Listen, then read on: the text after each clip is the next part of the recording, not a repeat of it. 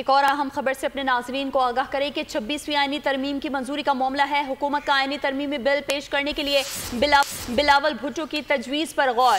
ज़राए के मुताबिक आईनी तरमीम का बिल मौलाना फजल रहमान निजी रुकन के बिल के तौर पर पेश कर सकते हैं।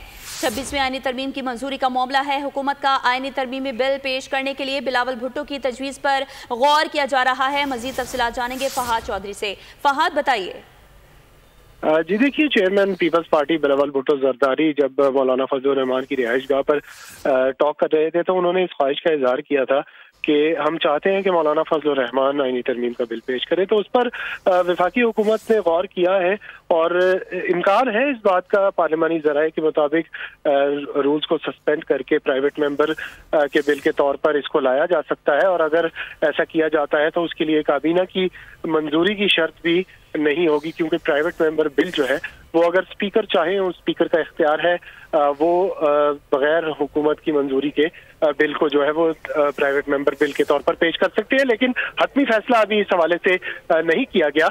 हो सकता है कि वफाकी हुकूमत खुद हुकूमती बिल के तौर पर भी इसको पेश कर सकती है। जी ठीक है, फहाद चौधरी हमें तफसीलन आगाह कर रहे थे, आपका बेहद शुक्रिया। 26वीं आईनी तरमीम की मंजूरी का मामला है। हुकूमत का आईनी तरमीमी बिल पेश करने के लिए बिलावल भुट्टो की तजवीज़ पर गौर जारी है।